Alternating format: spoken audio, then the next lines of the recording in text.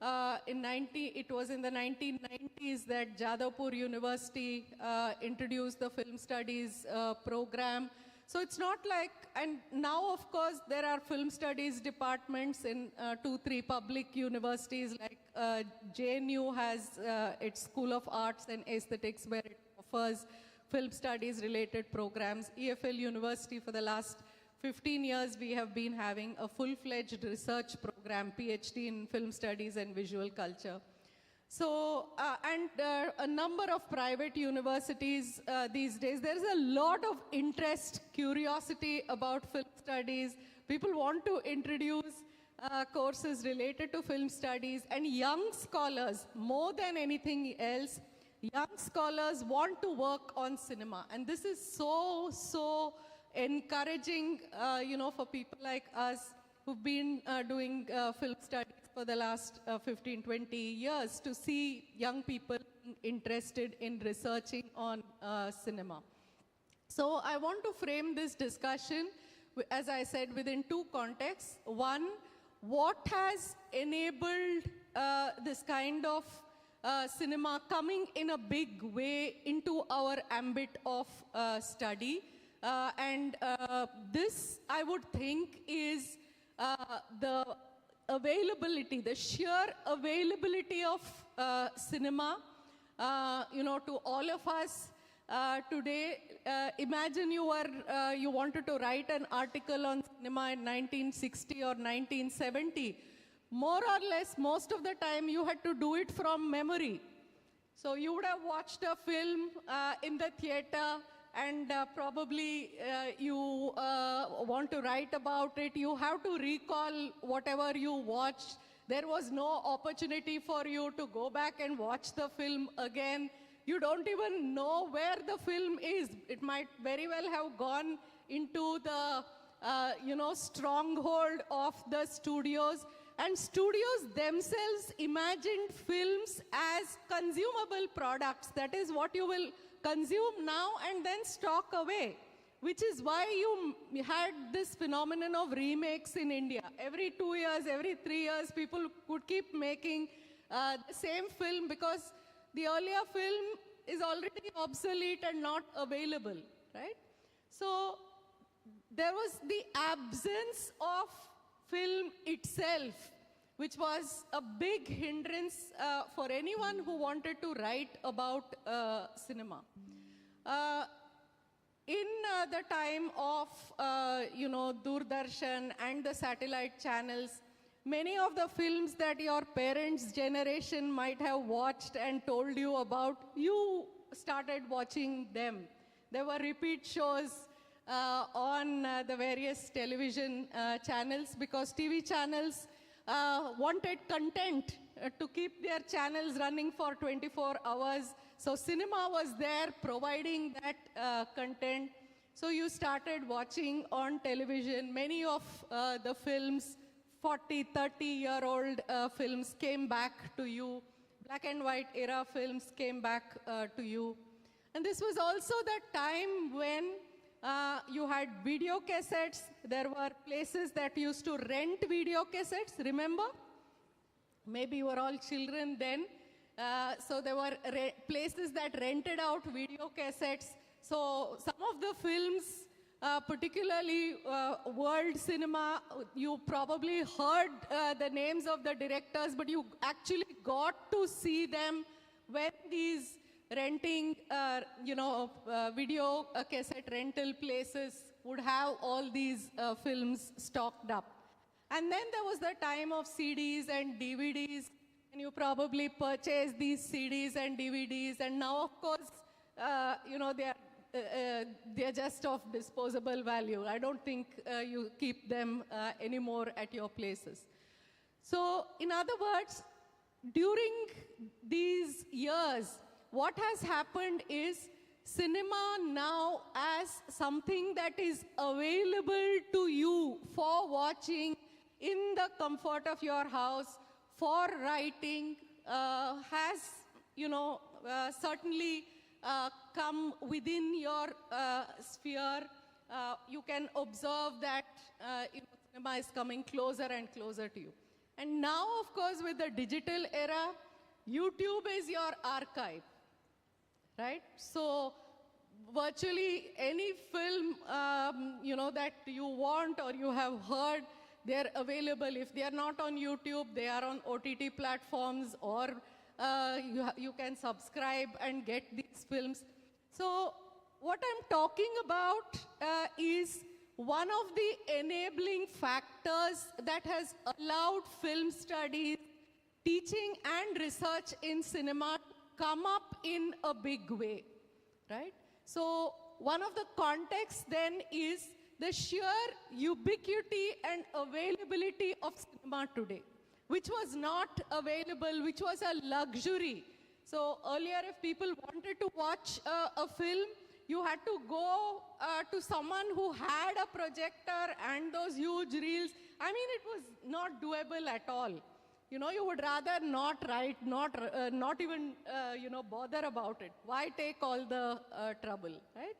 So one very big change that has happened, that has brought cinema closer to us, is this digital era, which has, made available hordes of films, not just, from your own immediate context, from wherever, whichever part of the world. And maybe if you ask your students or your own children, they will be more acquainted with films from various obscure corners of the world, more than you people, you may even know. So today, it's a world that has opened up. So the first context for this talk is, what has the digital era done to cinema? And how has it enabled the study of cinema? It has made cinema more accessible. Films are now available.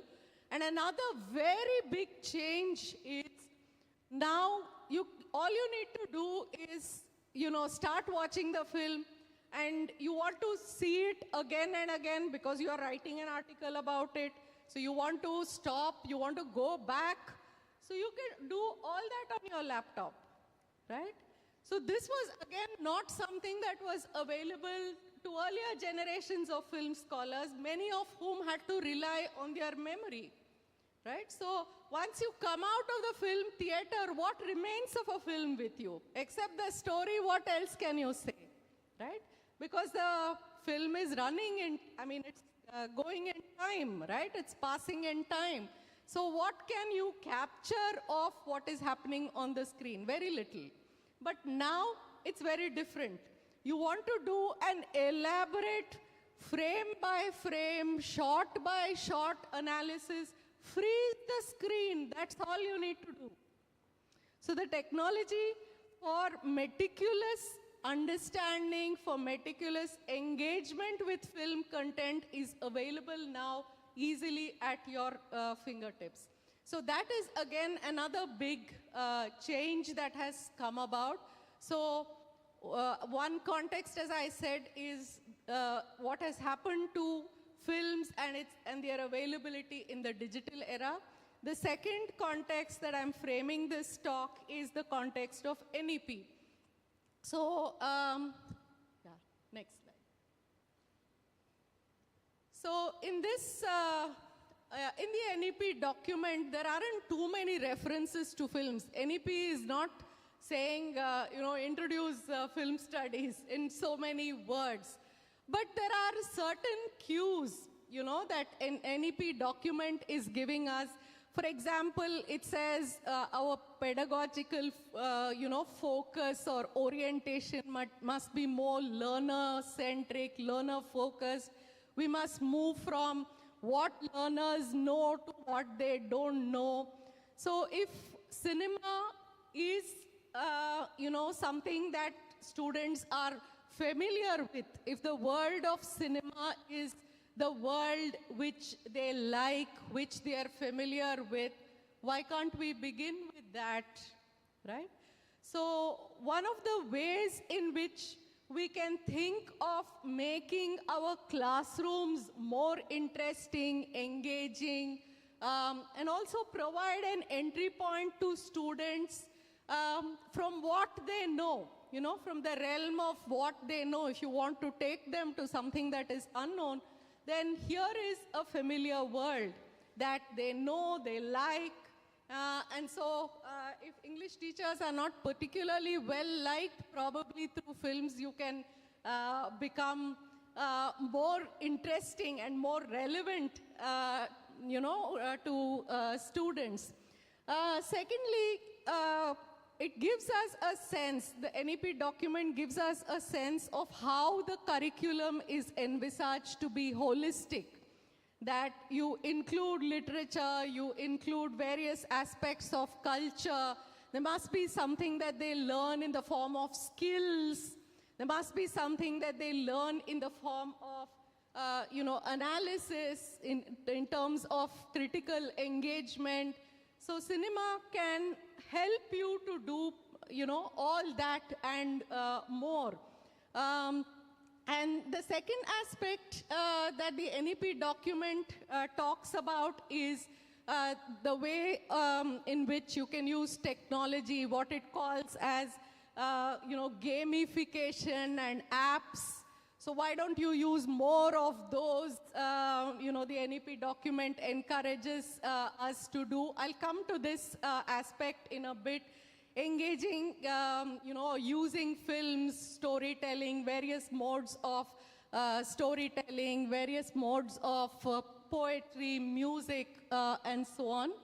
And it talks about how if you want to understand literature, want to understand films, language is so important. So there is a way in which, for teachers of English, cinema can become a very useful resource. And I'll go on to explain each of these in a little bit.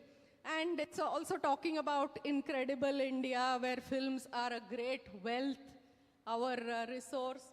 For a long time, I think, for teachers, I don't know about you, I'm generalizing. Teachers thought that bringing films into class is somewhat frivolous, because you think that you're doing something very serious.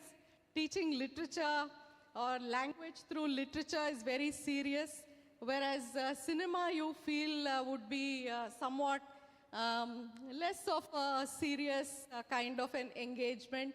You may feel a little awkward to bring in films into class. Maybe it's different for you all. No? It's still there? Oh, okay. Oh, I'm I'm very happy to know that. If students are encouraged to, for instance, make films, because these days students are usually engaged in the task of making reels. If you can harness their ability to the technical ability, the skill that they already have in filmmaking, in reel making towards filmmaking, particularly these days with the availability of editing technology, even a 5th class student or a 6th class student is making reels and posting online. So students these days are very adept with various kinds of apps. Now, as teachers of English, it is very important for you to build on certain skills that they already have, right? So if students are already using the mobile phones to make various kinds of videos, why not use that skill to help them make short films? To help them, create content, which will help them probably understand the language better, hone their language skills, use films to understand the world around them. So I'll talk about specifically how this can be done, and also ask you what of among these practices would you like to incorporate into your own classroom. So at various levels, courses related to films can be introduced. You can have certificate courses, diploma, degree courses, honors courses in film studies, in filmmaking, under the NEP. You can offer elective courses under the choice-based credit system. Film studies can be part of multidisciplinary programs, or films can be used for research. This is not just for PhD. I think even at undergraduate level and MA level, students are expected to do research projects. Now, what do I mean when I say using films in the classroom for teaching and research purposes? At one level, I don't know if, again, this is part of your practice. We know students don't read much these days. So as teachers of English, maybe you thought if they don't read a particular text, maybe I can show a film based on that text. So do you try that? Have you tried that in your classes? So one way in which film has respectably come into the English classroom is in the form of adaptation. So you're teaching a particular text, you're not sure if students are going to read that text at all. So at least let them know the names of the characters, let them know the story and the plot line. So you bring a film into class to engage films, yeah? To give them practical knowledge or impractical knowledge, whatever it is. But we feel that it will help them to understand the literary text better. Now, there are various other kinds of exercises and assignments that you can think of depending on the level of courses and kinds of courses that you want to teach. For instance, a very useful exercise which will help hone their language skills as well is giving them assignments in subtitling. Has any of you tried that? Yes? Has it worked? Yeah. Can you talk about it?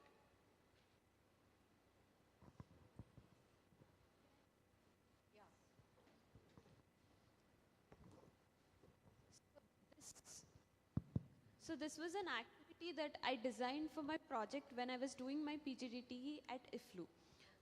So this, I did it with 9th and 10th standard students. So the whole activity was that I would show them the movie clip first without the audio. And then the audio would be played, but it would be in Telugu. So they have to translate the Telugu dialogue into English. So it had levels, and 9th and 10th standard students were able to do it. I mean, there are few mistakes here and there, but it's fine. It's still, they were able to do it.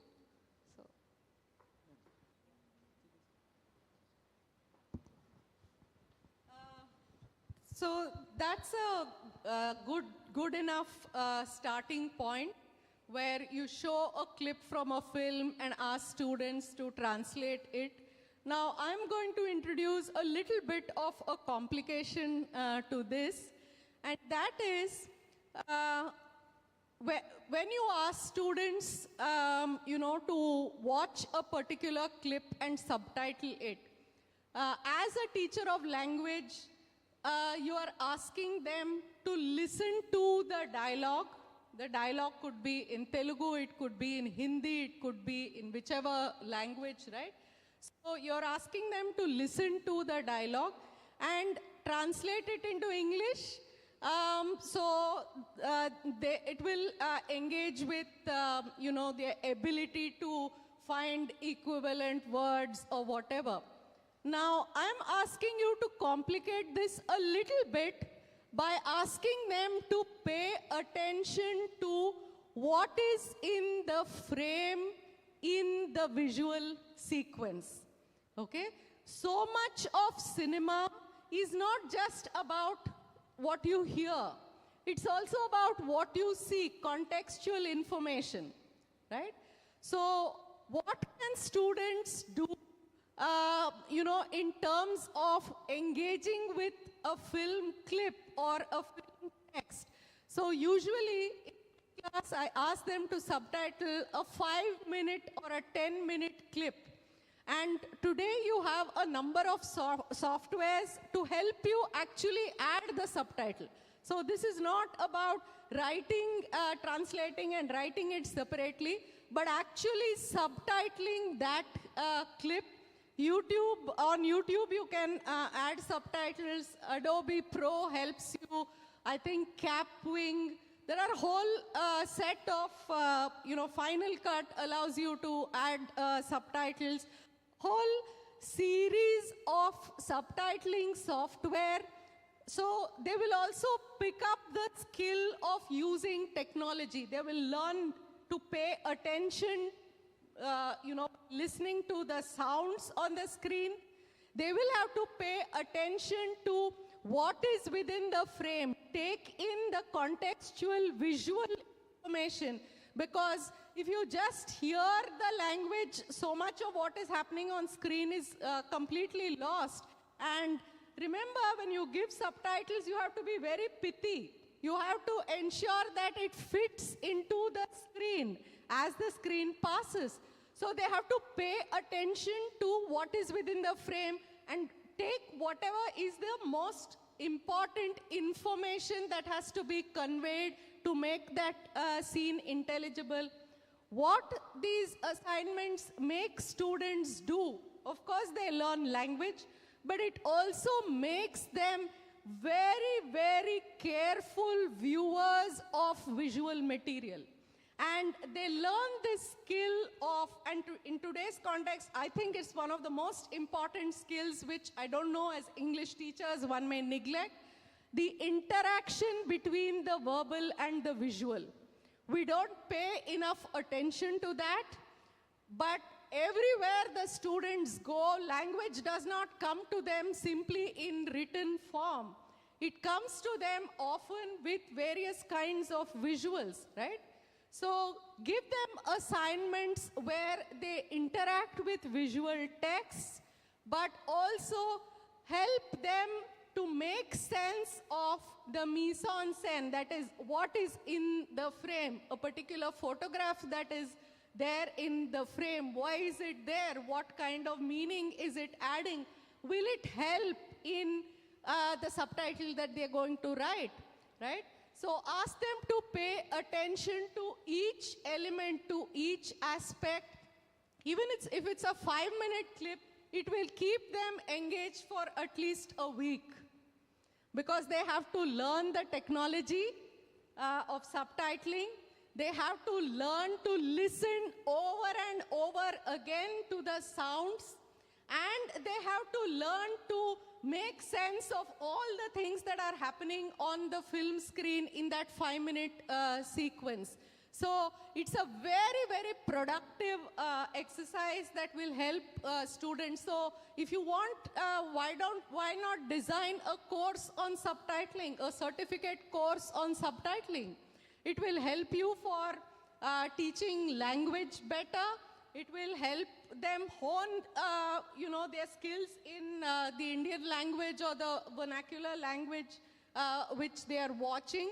It will also give them some sense of what or how they should engage with visual text and visual material. To do that, you have to also learn the basics of what is happening on screen, right? So what, for instance, is, let us say there is a layering of sounds in cinema. You think, oh, cinema is all about dialogues. There is background music. There may be 2-3 different kinds of sounds in the background. If, for instance, you watch Shyam Benegal's Nishant, I have written recently about it, so I'm just giving that as an example from the top of my mind.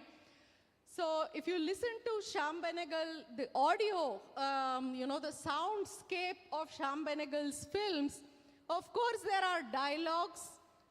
It's a domestic situation or domestic setting. So there is some sound relating to a door being closed, somebody washing dishes.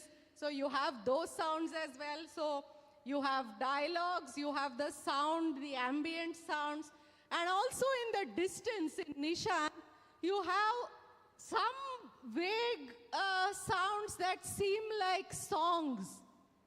Nishant, as you know, is a Hindi film. You pay careful attention to the songs that you're hearing in the background. They're all being sung in Telugu, right? So ask students to pay attention to such layering of sounds that happens in cinema. This is not just a simple exercise in switching one language and turning it into another, because so many things are happening, in films. So ask them to pay attention to the many layers of sound that they're able to hear. Identify the function of each of these. Is it helping the narrative? So is it, the dialogues are giving one kind of information about who the characters are, what their predilection is, what, they're giving us some kind of information about the plot. The sounds, let's say in terms of the dishes, washing dishes, or the sound of footsteps or something else, they're giving us a sense of the setting, right? So it's a domestic setting, so somebody's cleaning, somebody's sweeping, so you're hearing the sounds. And these sounds, which seem virtually to be on the edge of the screen, where is it coming from? It's hardly, audible. Now, with your powerful headphones, you can actually hear them. When you watch them on the big screen, you might not even have registered those sounds. But now, as you watch them, you can slow, you can stop, pause, the film and listen to these sounds again and again and say, okay, what are these Telugu songs doing in Shyam Benegal's Hindi film? What is their function, right? And then you realize, well, when I pay careful attention, oh, these are the songs that were sung during the Telangana peasant revolt. So these are the songs that have been composed by people, by singers at that time about, the Telangana rebellion that was happening. And he's incorporated them into his film in the 1970s. This is not a Telugu film, this is a Hindi film. And he's not even saying I'm referring to that particular Telangana revolt. But if you're watching the film and if you're watching it carefully enough, you will hear those sounds. So it's an additional layer of meaning.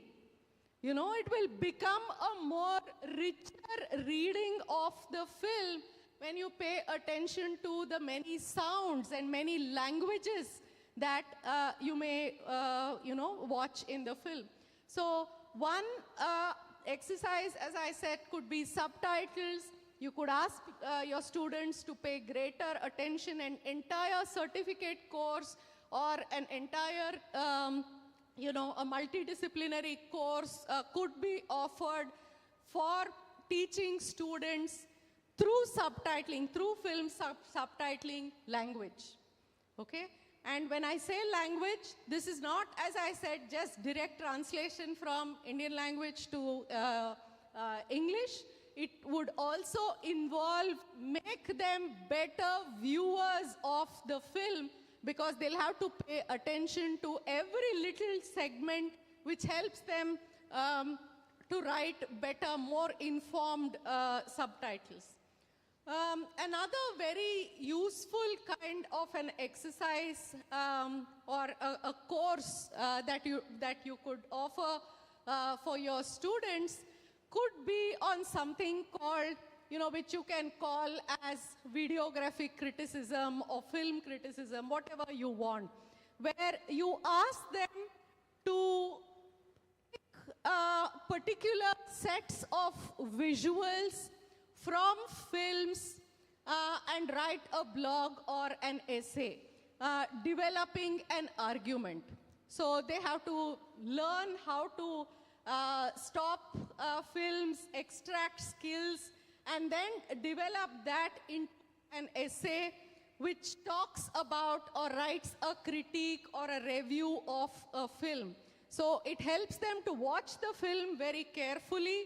It also helps hone their writing skills because they have to relate what they are writing to the stills that they have extracted. So ask them to create a blog, right? Ask them entire class can fill in a blog post, and you could have that as an exercise. So for instance, for our new MA program, we are just starting an MA program in the department. We have a paper called Videographic Criticism. And we hope to teach students how to use films as evidence for an argument that they are constructing. So let us say they want to construct an argument about how a particular film is patriarchal. I mean, it's not just about saying the film objectifies women. So can you pick up evidence from the text to show that, this particular way of representation is problematic? So our students help them to develop these particular kinds of skills. So when I say using films, it doesn't mean that you have to use the entire film. Use bits and pieces. One of the textbooks that I edited, it's called Kaleidoscope for English students of Bachelors of Visual Arts. And the textbook, I co-edited it with Tarakeshwar, who will also be talking to you later. So one of the first assignments or first modules was to teach students translation and transliteration, in the textbook. So we began the textbook by introducing a film song. So you have English textbooks with poetry. Why, engage students with something that they don't know? Why not something that they know? At that point in time in Karnataka, so this particular textbook was meant for BVA, Bachelor of Visual Arts students in Karnataka. At that point in time, Mungaru Male, people have heard of the film? No? It was a very popular Kannada film in the early 2000s. So it had a whole set of hit songs. So we introduced the song as the text, So the first lesson in the text was this film song. And English teachers like you were asking us, do we have to teach the film song? What is there for us to teach, with regard to the film song? And then we said, look at the exercises that follow. You're not going to teach the meaning of the film song. So through the film song, what are you teaching? How do you transliterate Indian languages in Roman letters? Transliteration is a very important skill. You're doing it all the time on your mobile phones, right? You're writing in Hindi or you're, texting in Telugu, but you're using the Roman script, right? So already this is something that students do. Take them to the next level. Teach them the rules of transliteration if there are any, if you are aware of. So we had incorporated what are the rules of transliteration. Next, we asked them to translate it into English. So if you're translating the lyrics into English, see if you can put it in a poetic form. Is it possible for you to sing it in class? So these are all fun activities, but this was our entry point for the first year BBA students, where we were told students are afraid of English, right? So we said, why? What is there to be afraid? You know this film song. So through the film song, we enticed them into English and into things that are very easily doable for them. Next is this activity. You can go to the next slide. Next is this activity that Sir mentioned about film making. I don't know how many of you here have tried your hand at making films. I know you all make short videos, but I don't know if you have tried your hand at making films. Certainly, it is something that your students will be very much interested in, right? So they will have the technology. Many of them, I think all your students would come to class with smartphones, but they will need your help in, for instance, how to write the script or the screenplay. Okay, so what should go into the script or screenplay? All of you are, teachers of language and literature. So you know about plot construction, you know how to, weave a narrative. So why don't you handhold them? Why don't you mentor them in their activity of making films? Sir said he acted in films that his students made. Was this part of the course, sir, or outside of the course? Now, please make it part of the course. So, you want to talk more about this experience, sir? Yeah. So, it will be good to incorporate these as part of the course, not as extracurricular things that students do in their free time, but as part of the learning activity itself. So whether you want to act or not, it is left to you. But you can certainly mentor them in terms of how to make a plot more logical, how one thing must follow the other. Help them with that. Help them in terms of, help them to construct the language side of the film. Okay, the linguistic or the narrative side. So maybe they are better than you in terms of actually filming it, editing it. They may have those skills. But it is important maybe for you to handhold them in terms of how to construct an interesting story, right? How to help them, transition from one stage in the narrative to the next. So film making is not coming in a big way, as I understand, in many colleges and universities. This is something that can be easily done. We don't have to depend upon our college managements for expensive equipment.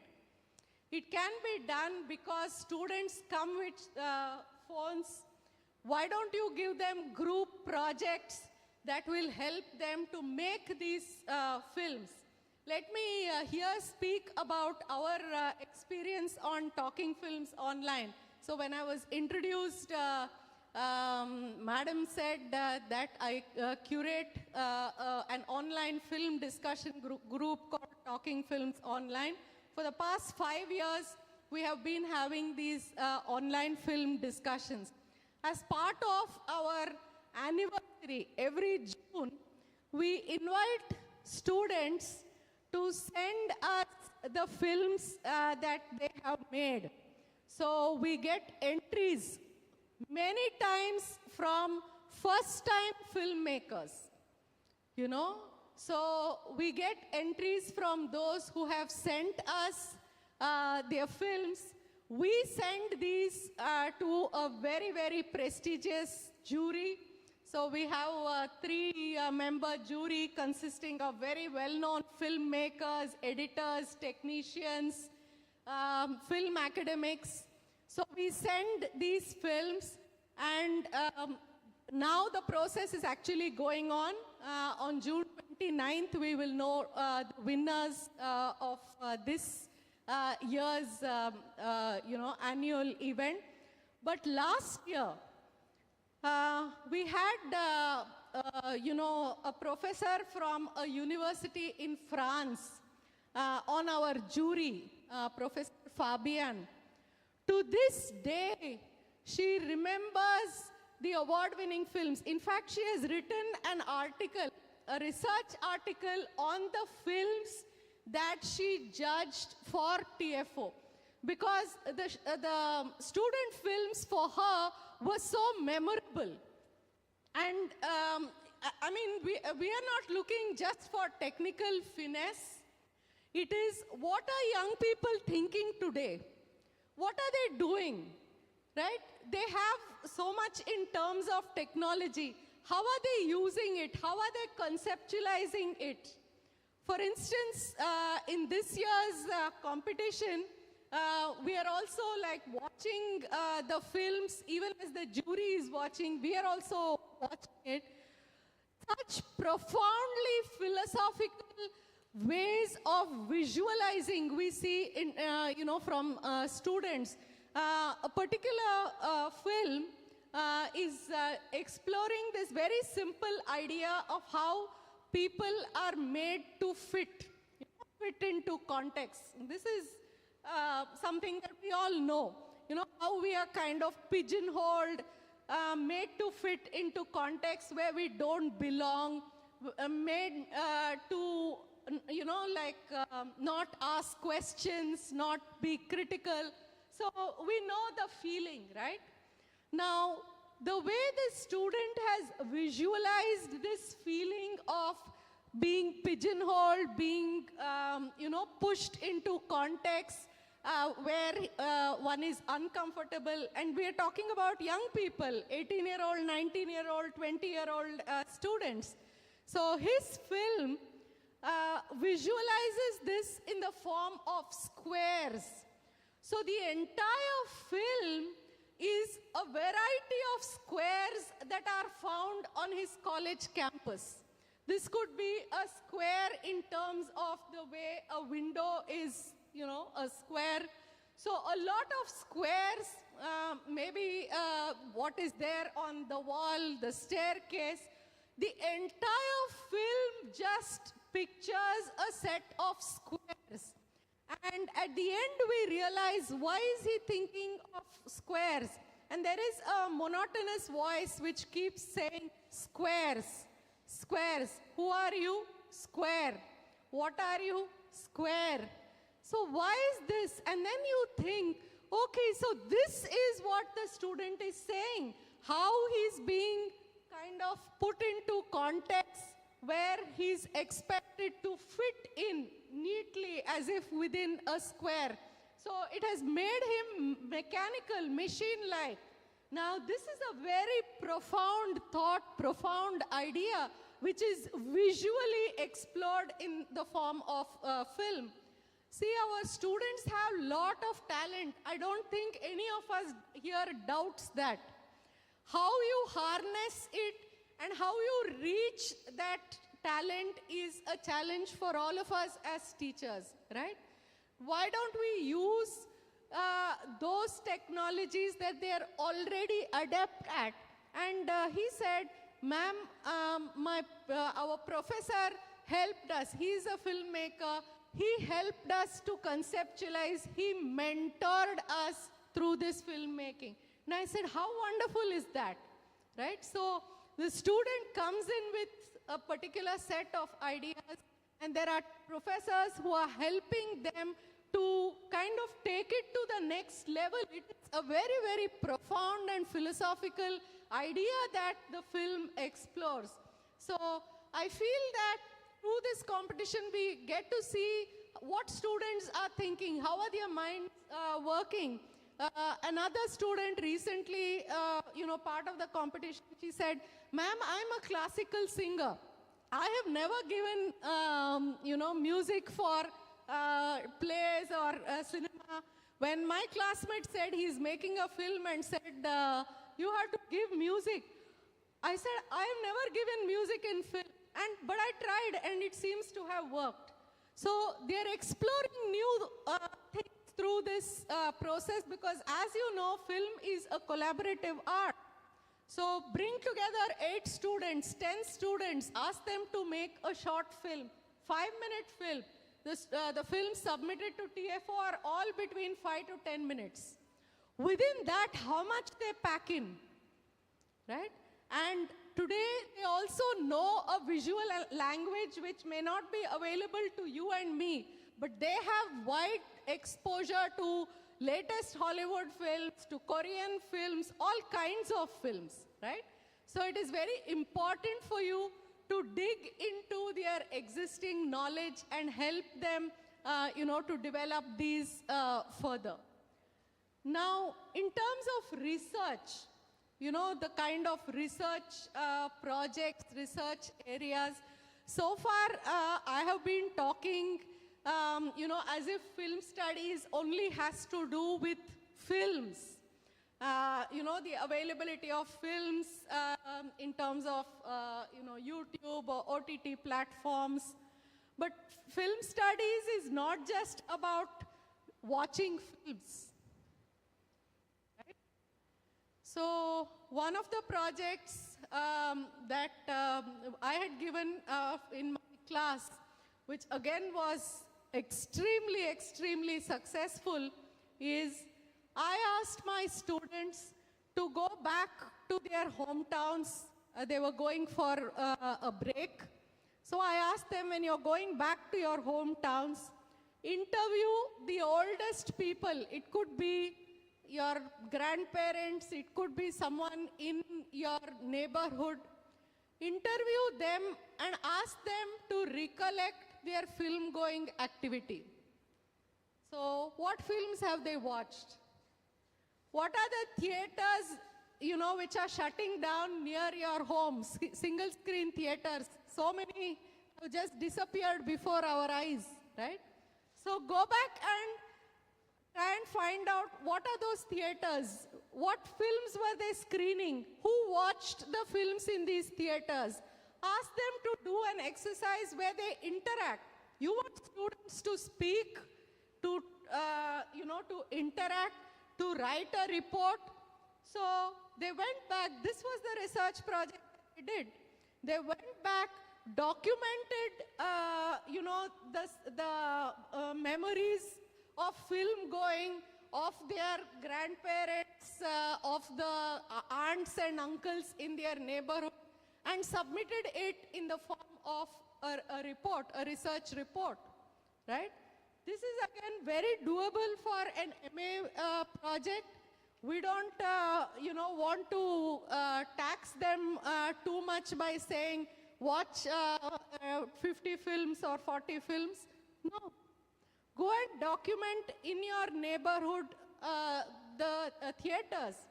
Go and document, let's say, this was done when Bahubali 2 was releasing in Hyderabad. So I asked one of my PhD scholars, just go to 5 theaters. Go and watch the films with the people who are watching the films in the theaters. Different kinds of theaters. So it could be single screen theater, very much in the suburbs or very much in the heart of the city or in old city. Go and watch it when, it's being screened in one of those multiplexes. So 5 theaters, come and report to me the different kinds of film viewing that you witnessed in these 5 theaters. Right? Simple enough project. What does it tell you? It gives you an exposure to an entire sociology of film viewing. Who watches films? Where do they watch? Why do they watch? How do they watch? Right? Come and write a report about it. What points were they whistling? What points did they go right up there and start dancing? Where did all this happen? Did it happen in the multiplex? In the multiplex, when did people start leaving? Okay? When did people, start shouting at the screen? You also interact with the screen, no? So when did they interact? She actually took an audio recorder with her and recorded. She has now data that she can write 5 papers on, right? So it was a simple enough exercise. The same film in different places to say something not about the film. All of you have watched Bahubali, so you don't have to ask anything more about the film, but about the film viewing experience. So can we do this in film studies? Yes, this is film studies. So film studies is not only about watching films and writing about films, it is about such exercises. Ask students to go out, like television news reporters, after a film releases, they will go and stick a mic and say, how is the film? And people will say, super, or people will say, not good. So ask your students to go out and interact when a film is being released, first day, first show. Give them an exercise wherein they will have to report about how did people talk about these films, right? Now, it is important for students to learn the vocabulary of reporting and describing what they see. For you, it's not about, the greatness or the goodness of the film. It is about the skill that students learn. And what is that skill? How do they report about what they have seen? Help them with that. Help them to hone the language of describing. Our students are very poor with description. They will get an overall sense. They will say, okay, this is what the story is, or this is what happened there. Describe it in terms of the minutest things that you observe, right? And use that description in an evidentiary fashion as evidence to make an argument. Teach them that. These are higher order skills. We don't have to limit ourselves as language teachers to just teaching them, speaking, listening, and so on. Help them to make sense of the world around them, using it as evidence and so on. Now, these are some possibilities. I can, go on like this about any number of such possibilities that are open. Another very interesting exercise that your students will love to do is film curation. Ask them, let's say, give them a theme like environment. Ask them to watch, as many films as they can on the theme of environment.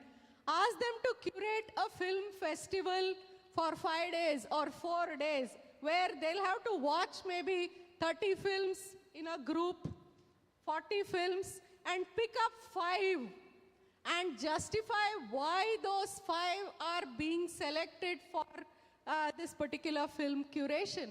So organize a film festival in your college through the films that your students curate. So there are innumerable possibilities like this. Can we go to the next slide? No, previous slide actually. Yeah, so am I taking too long? We have time till 4, right? Yeah, yeah, previous slide. Yeah. Even before that. Even before, I think. And even before, yeah, so this. So, okay, thank you.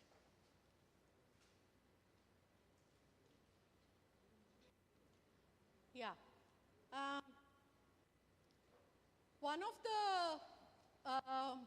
ways we understand the way in which film has become part of English studies is by looking at English studies historically, right? So when did the study of cinema, if at all, come into film studies, and why, right? So we know the particular historical context where film studies started a little bit of introspection, where you said, should we teach British literature? Should we teach English language? Because there are so many discussions around us. Is English necessary?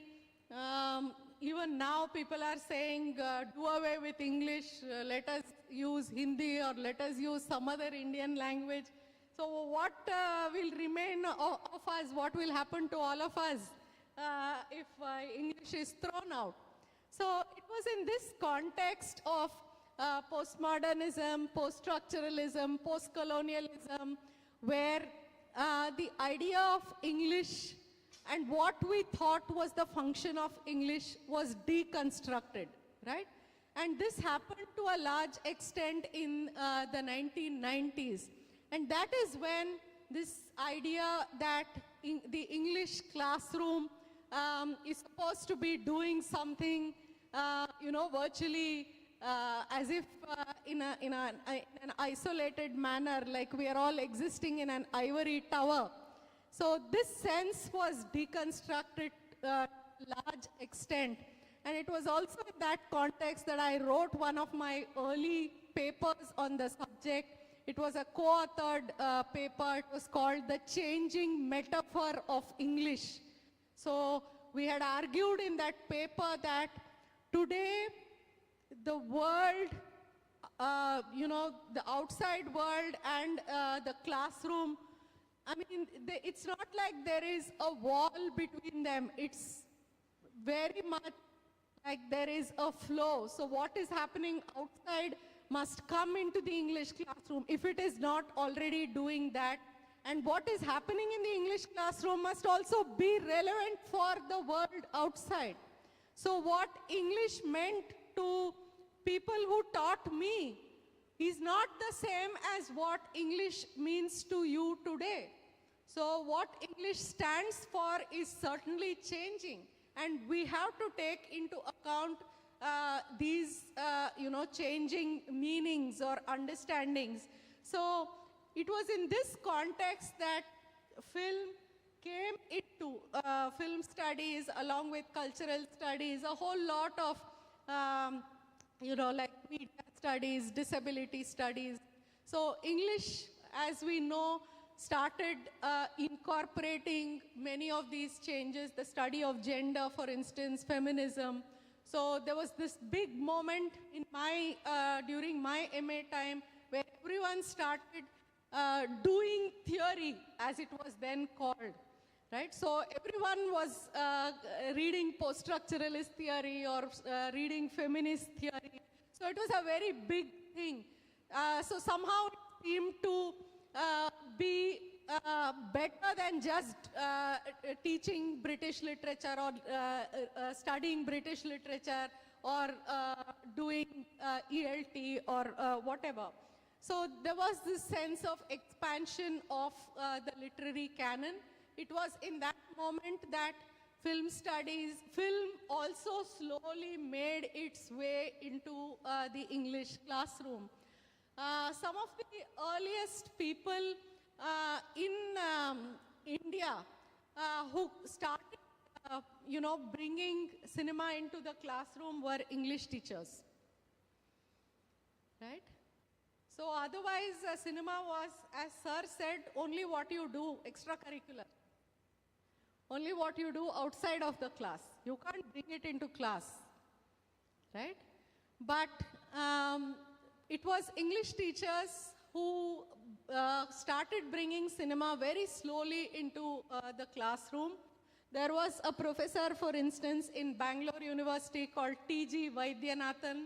He's written this very interesting book called Hours in the Dark. It's a set of essays that he has written on various kinds of films. So it was English teachers in many colleges and universities who started slowly film clubs in their colleges and universities. I don't know in how many colleges and universities where you teach there are film clubs.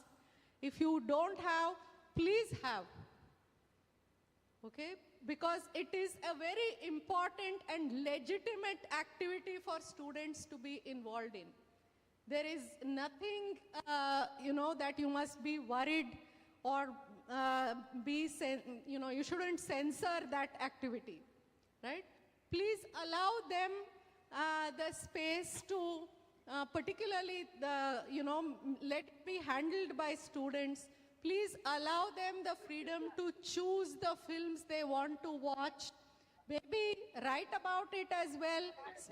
Ask them to start an online blog where they document their film viewing activities. Please start that if you haven't done it already. So when these are the ways in which we started learning that film is perfectly fine in the classroom. If our teachers are...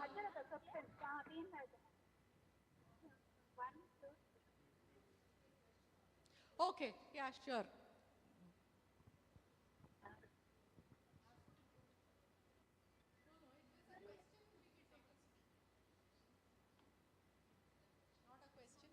Okay. Oh, maybe it's a good time, for me to pause and ask you if there are any questions. Either all of you here and even our online audience. Before I go on, if there are any questions, I'd be happy to address and then we can take it forward from here. Anything that you want to say? Does it all seem like coming from a different planet, or are these doable? How does it seem to you? Please give me a sense of what you're thinking. Anyone? Or any questions?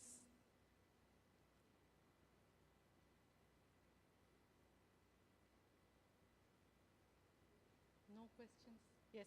It's not a question, ma'am, but I would say that I just had this idea, like if we, as English language teachers, I was working as an IELTS trainer. So for me, to make my students use more vocab words like native speakers of English, we used to ask them, just watch movies with subtitles and it will enrich your vocabulary, especially when they go for the speaking task. But today, I really got to know it. This is something which is eye-opening for me. Like, films can do so much to the language. It's really interesting. Thank you so much. Any other questions, comments? Oh, I have both the mics. Good afternoon, ma'am. Throughout your session, I wasn't feeling well. For that reason, I came here. Even though, as you are going to take through this session, I wrote one question at home only. Maybe I could not listen. You may be covered all these things. I wanted to clarify now. I could not concentrate on lecture because of some issues. My question is, in the context of NEP 2020, emphasis on multidisciplinary learning, how can film studies be effectively embedded into English programs without diluting core literary context?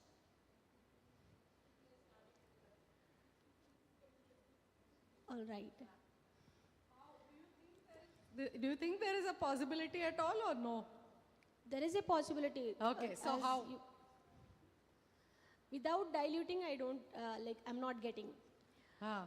We can introduce What film does studies. diluting mean? When does something get diluted? What is this dilution? I don't understand at all. What is this dilution? You want students to pick up certain skills. You want students to pick up language skills. Yes, ma'am. Right? If film is going to help you or help them to break certain barriers, in what way can that be considered a dilution? So that's what I said when I gave this example of, English for BVA, the textbook that we prepared called Kaleidoscope. So if you take it at, if we look at it in a very conservative way, so we'll say, why should you teach film song in an English classroom? And we said, well, your job as an English teacher is not to be like a high priest, mediating a text to your students. You are here to teach a skill. You are here to teach the language. Teach them transliteration. It is important for them. If they don't have the ability to use the keypad in their own native language, if they are using, or let's say you're lecturing to them, many of them may be transliterating and transcribing it in their own language. So this sense that we have that a language must have a script which is so embedded in us, break that apart, shatter it. Let us not be, very traditional in our approach to language. So can English be written in Hindi? Yes, people are doing it. Why don't you legitimize it?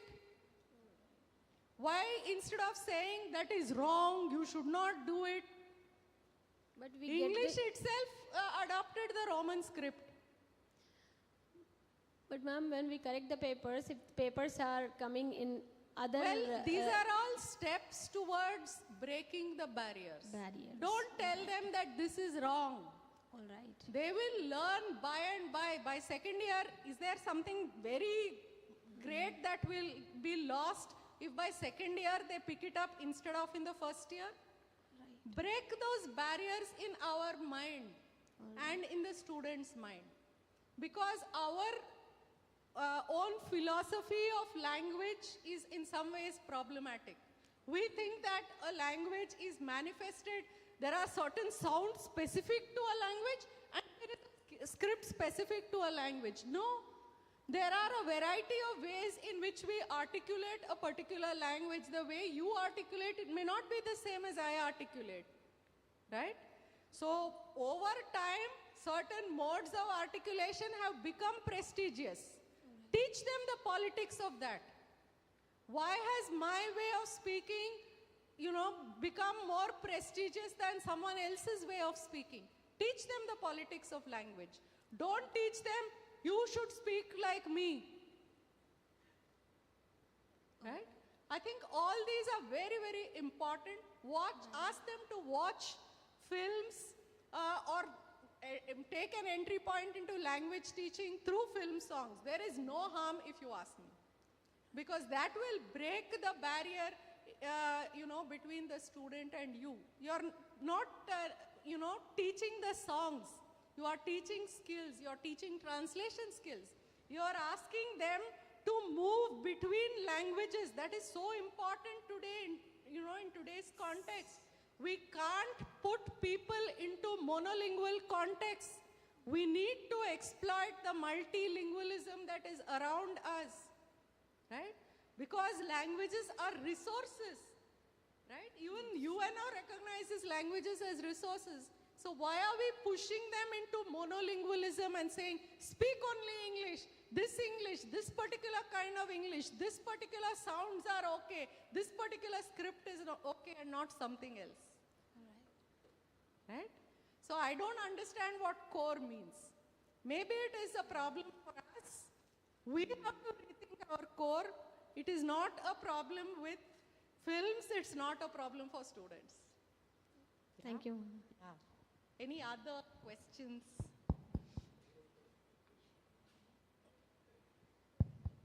Yes, sir. You don't agree? You're agreeing. Just a normal discussion.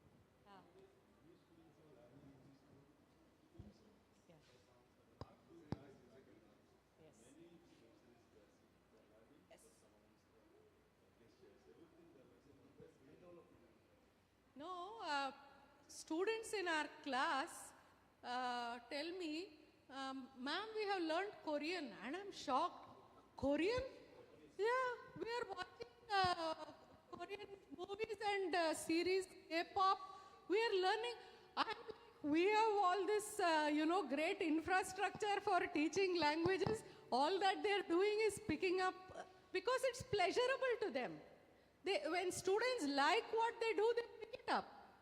When you make it like punishment, then it's difficult, right? Anything is difficult. But if they are learning, there is no context even. We talk about English, we say there must be a context for them. We try and see how to create a context. These students are picking up without a context. Nobody to speak Korean to, but they are picking it up. I was teaching for 8 years in Pondicherry University. I didn't know a word of Tamil when I went there. I picked up only by religiously watching movies on my TV day after day for the 8 years I was there. Why? Because I was teaching media studies courses, because my students, to give examples to my students, right?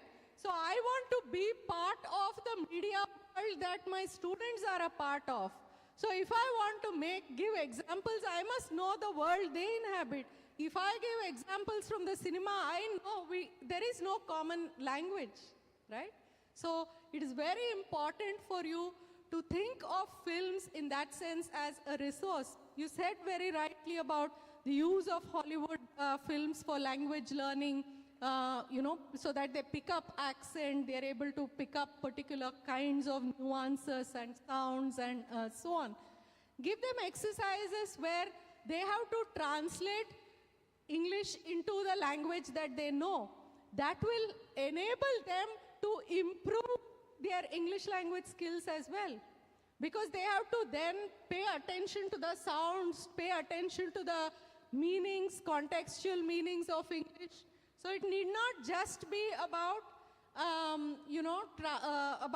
subtitling Indian language films into English, Hollywood films into Indian languages. Because technology now is allowing you to do that.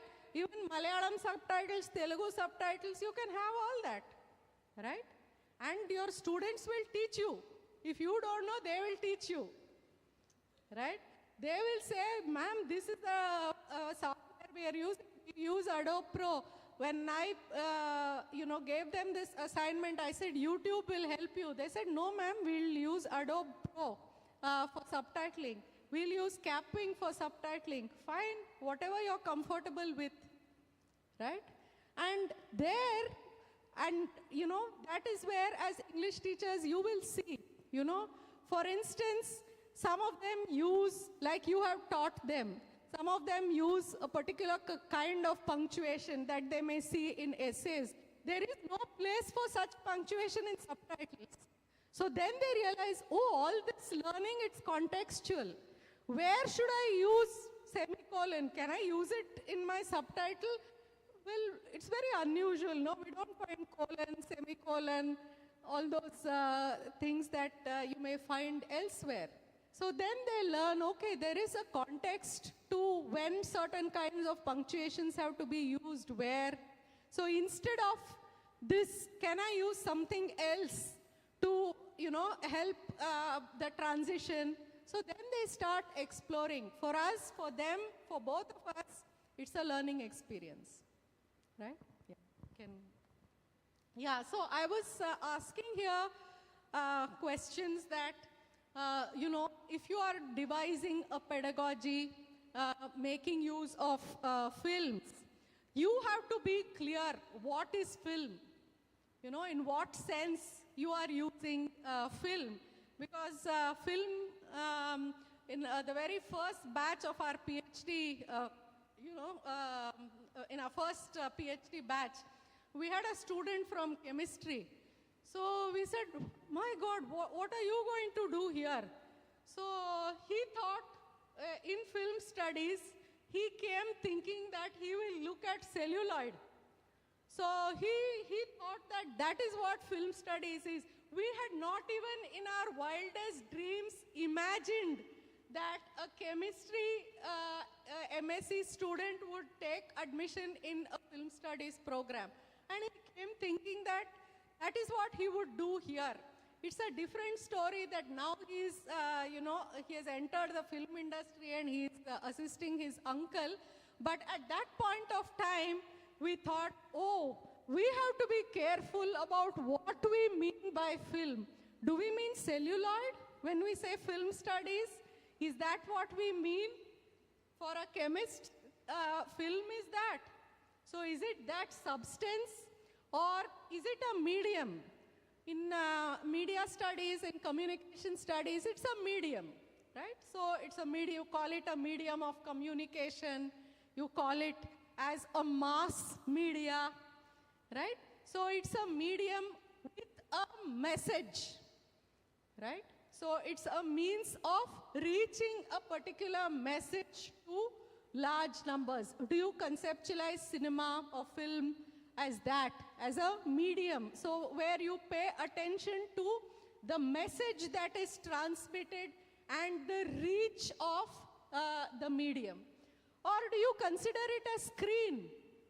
Now this is very new. It is in today's context that we are asking this question, can film mean screen? Because earlier for us, screen only meant white screen in the theater, right? Today, it's your laptop, it's your phone. The screens are becoming smaller and smaller, right? So anything on screen, can we call it as film? Why not? Right?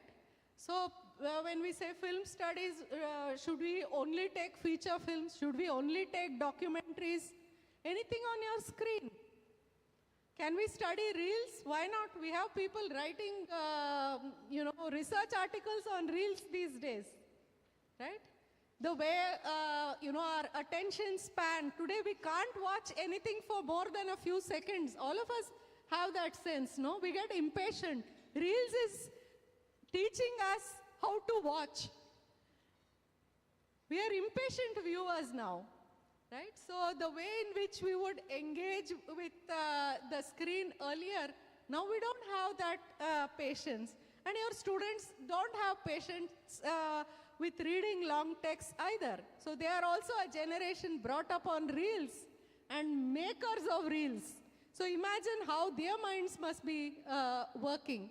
So is it content where, like for instance, you want to study a particular, let us say, a feudal family. So what does a feudal family look like, right? So it is content. Cinema provides you the content to do an analysis of a feudal family. So we may not have seen feudal families. Okay, so I want to study feudal family in Telangana.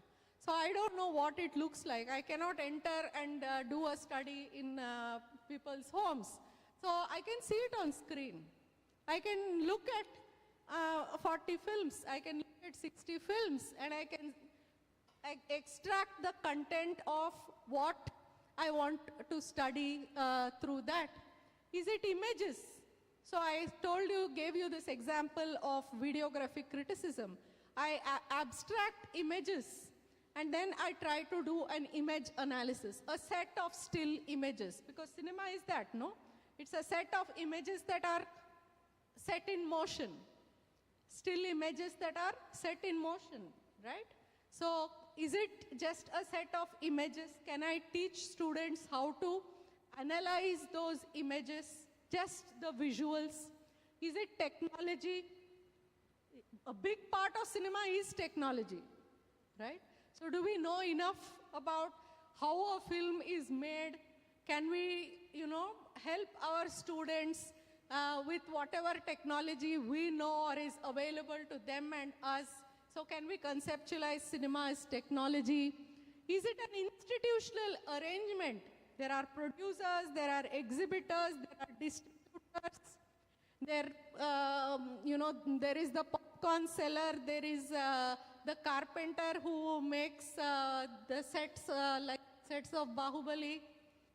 So all these are, there is the flower seller who provides flowers for shooting, right? So this is the institution of cinema. Do you want to give projects or, ask students about this institution, right? So one of my students wanted to study, for her PhD, wanted to study the moment when cinema moved from Madras to Hyderabad. And everyone knows, okay, it begins in the 1960s because the then Andhra Pradesh government starts giving subsidies. So people slowly start building studios here, then they come. But for nearly 2 decades, nothing much happens. Still shooting goes on in Madras. Then in her research, she finds out, so why didn't the film industry move? Government was giving subsidies. Why didn't the film industry move? Then she interviewed people, the early people who came here, and then she learned that, in Hyderabad, everything is very, take it easy, no? So people would come only at 11 o'clock. In Madras, people are awake by 5 o'clock. We begin shooting by 6 o'clock. And we don't have carpenters. We don't have the caterers who will bring. So for a 6 o'clock shoot, if he comes at 12, how can I keep people hungry till then? So then you realize, oh, cinema is not just studios. Cinema is the catering guy. Cinema is the carpenter. Cinema is the flower seller. Right? So you have your technical personnel, but what about all this? So the institutional arrangement. Right? So you go to Film Nagar, you find all those artist associations, Junior Artist Association, Screenwriters Association. Ask students to interact with them. Right? Ask students to interact with people from different walks of life. Right? So these are ways in which you think of cinema, or is it an organization? Everything is, so these are the financiers, these are the distributors. Ask them to study the organizational aspects of cinema. Or you could ask questions related to representation. How is this done artistically? Show them 2 films, and which would you find more artistic? Why? So it's not that you're going to, just teach them to just look at films. Let a sense of aesthetics or whatever, some values through that, let that also be developed so that we don't feel too guilty. What am I doing? Why should I teach? No, like you say, literature teaches values. Why don't you use cinema to teach values? Aesthetic values, moral values, whatever set of values you want to teach. How does it respond to our innermost needs and desires? How does cinema do that? And it does that, right? We all know that. How we rely on cinema to kind of untangle, various kinds of issues that we may have. How does it interact with the environment and the world as a whole? Provoke students to think about these questions. So I'm saying, when you're designing a curriculum for whatever level of course, whether it's a multidisciplinary course or it's a research project, or you want to have an entire program, these are some of the questions that you should have clarity about. What is its role in its sense of formation of self? Ask students, for instance, to write their own autobiographical reflection on the films that shaped them. Of course they will write. Why will they not? Right? So, and you will learn so much, in the process, not only about your students, but about the different kinds of cinemas. We cannot watch all the films that are there in this entire universe, right? But through our students, I have learned a lot about various kinds of cinemas. So ask them to engage with that. Next slide.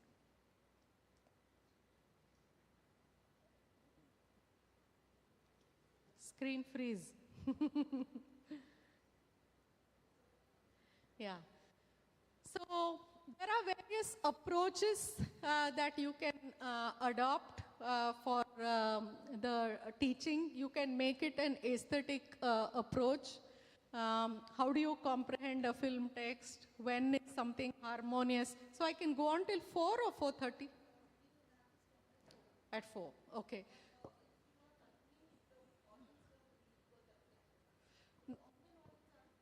No, I won't continue. I'll wind up at 4. I'll just take another couple of minutes, and then let's have time for questions. Yeah. Yeah. So aesthetics, hermeneutics, you can just go on quickly. So study of production, exhibition, distribution, ideological criticism, sociology of film. These are some of the approaches that you can take.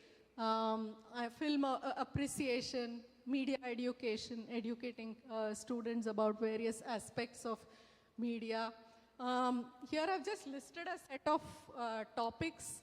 or areas that you can ask your students to work on, taking a particular auteur or taking a, that's it, I think. I think that's it, yeah. So I'll stop at this point. I'll be very happy if there are any questions, any comments, any takeaways that you can, tell me from what we have discussed so far. Thank you for your patience. Yeah, that's it. Thank you, ma'am. In fact, it was a lovely session. I even did not think about these many things when it comes to film studies and language teaching. In the beginning, I went to my childhood days when I started thinking about the cassettes that I used to rent and watch. Took me there, went on time travel, like you said. I had to, it went back actually. And there I was thinking about what kind of movies influenced me when I was growing up, how they shaped me. They do shape us. Knowingly, unknowingly, some movies impact us very deeply. And when we bring that to the classroom, the power of a movie or a film that can actually be used in a classroom, that's something I would like to do as well. I was thinking about bringing films to classroom is something I never did. I've shown films to students when it's a free hour or there's some event going on, let's engage students. Like we had one movie which we played, Children of Heaven, that Iranian movie, that actually many students came back and talked to us about the movie, but never used it for a classroom purpose. So now I think I'll try to see this aspect of it and watch a film, come back and give a review or come back and talk about how you felt. This is a very good, I think the points of it you were talking in terms of using for your course, that is what we language teachers can also do. Make them watch, come back and talk. Communication is what we want. And if they are learning, the sole purpose of teaching is done. That is what I think. So kind of eye-opener here for me. As a language teacher, I think I'll try to incorporate more films. And if that is a way to touch their creativity, and in the age of AI, I think where creativity is dying, this is one way of maybe we are holding it back to creativity. We had a question in the morning on creative, I think she was talking how to retain creativity. This is one way of retaining creativity in the classroom. Bring movies and films, and that is how we can talk about creativity in the classroom. Thank you for this, ma'am. Thanks a lot for clubbing these two and providing us this area where we can definitely collaborate and do things here. Lovely session, ma'am. Thank you for that. And especially thank you that you accepted and came all the way, traveled, Suchitra is too far, I know. Almost 2 hours journey, one to FLU and then from there to here. Thanks a lot, ma'am. Thanks you. And as a token of small appreciation, I think I'll call Spurti, Tanushri and Shubha ma'am to hand over a few things. Ma'am, can you come here so that we can have the photographs?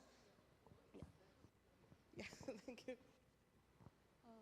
Adi, okokati amma tray. Shawl, మొత్తం tray తీసుకో.